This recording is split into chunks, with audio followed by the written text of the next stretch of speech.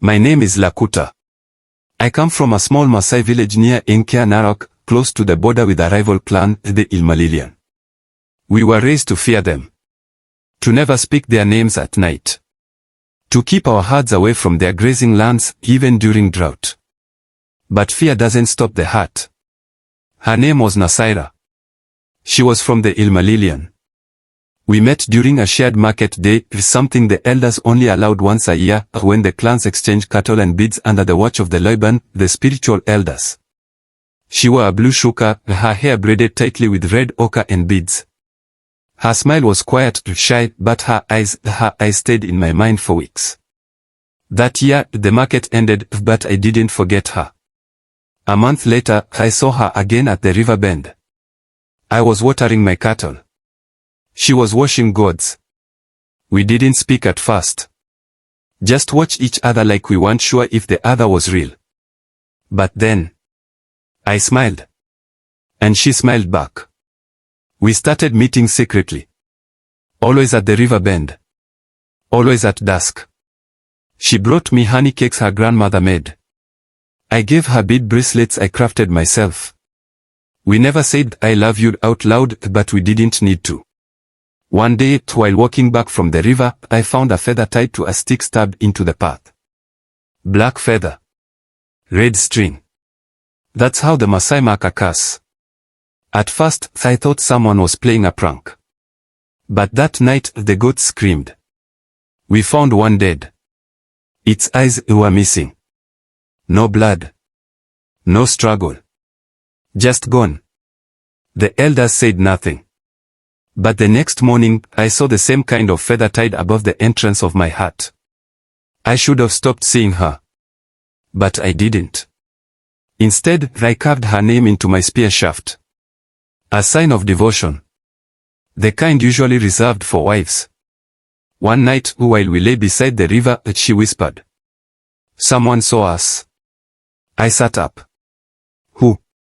My uncle. He said he'll speak to the elders. I felt my heart fall to the earth. That week, the tension between our clans grew.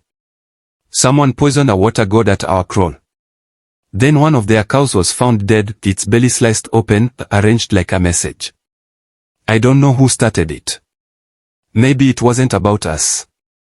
But I still think it was. That weekend, Masai, the spiritual elder, called me to his hut. He wore a red cloak, his neck heavy with beads and carved teeth. His staff had a hyena skull on the tip. He didn't sit.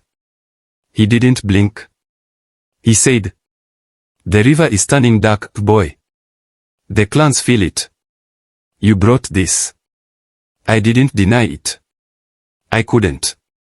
He reached into a leather bag and pulled out a gourd of milk and a dead bird with no eyes. Then he said, "She must go. Or you both will."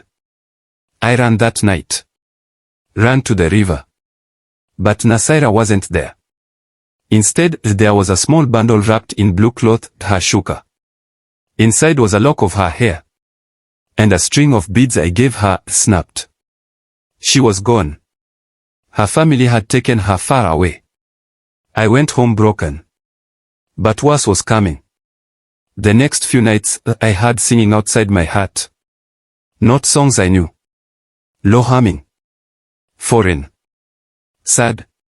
When I looked outside, nothing. But the goats would stare into the dark like they saw someone. Then my brother vanished. We found his spear beside the river. But no blood. No tracks. Only a blue bead tied to the shaft. Just like the one I gave Nasira. The elders blamed me. They made me sleep outside the kraal without fire. They shaved my head and made me wear black. I was unclean. But that's not what haunts me. What haunts me is what happened 3 weeks later. I had a dream. In it, Nasira stood at the river bend, holding a gourd of milk. But her eyes were white. And she spoke without opening her mouth. "You chose love over blood. Now both bleed." I woke up gasping. And on my hut wall, someone had drawn a spiral in red clay. The symbol of spirit death. Later that day, we found another body. One of the Ilmalilian herders. His face frozen in terror. His mouth full of black feathers. We knew then the spirits didn't care whose side we were on. Only that the rule had been broken. A Maasai must never love across bloodlines. To do so opens all wounds the land has buried. I left the village. I've lived far from the plains ever since. But some nights I still see her. Not the real her. But something that looks like her. Wearing blue. Eyes white. Singing a low song I can't understand. I don't sleep those nights. Because I know. Love crossed the line. And the land remembers. If you want to hear what happened when I returned to bury my father years later. And saw Nasira again, but not alive. Let me know. Because that's the story I've never told anyone. Until now. Years passed. I moved far to a small town near Narok where the red dust doesn't cling to your skin like it does back home. I herded goats for a Kikuyu farmer. Slept under iron sheets. Tried to forget. But forgetting doesn't work when your dreams remember for you. Then one morning, I got a message. A boy from our clan rode a motorbike to find me. He handed me a letter written in shaky ink. Come home. Your father is dead.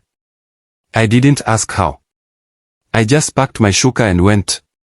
When I reached Enkea Narok, the land looked older. The thorn fences were dry. The air was heavy. But the silence was the worst part. No songs. No laughter. No children chasing cows. Only watching eyes.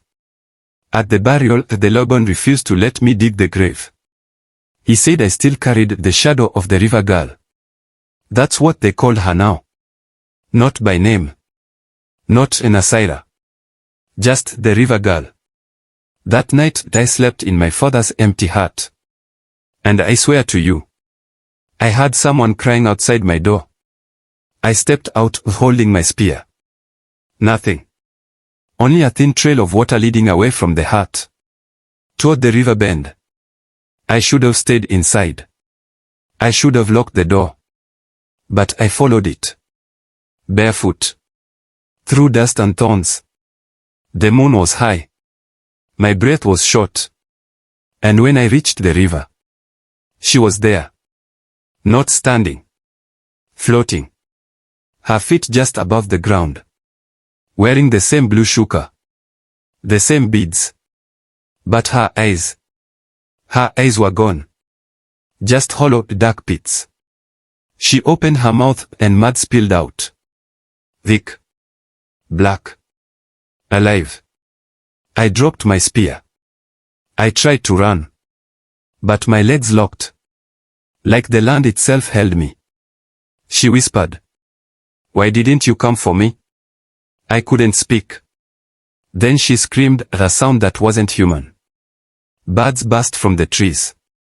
My ears bled. And I woke up. In the dirt. Sunrise. The old men found me passed out near the river. No tracks. No signs. But my hands were covered in clay. And around my neck a single blue bead. Still warm. I left that morning. Didn't wait for blessings. Didn't say goodbye. Some say the Ilmalilian girl cursed the land. That she died not long after being taken away. That her spirit returned not to haunt but to search. To search for me. Because I promised I'd never leave her. And I did. Now I live in a big town with noise, lights, and people who don't believe in curses. But every year, on the night of her death, I hear water dripping in my room. Even when it hasn't rained. And sometimes, I wake up with mud on my feet. So if you ever fall in love with someone your clan says you shouldn't, don't just ask if you're willing to pay the price. Ask how long the debt collects. Because some spirits don't forget. And some love stories never stay buried.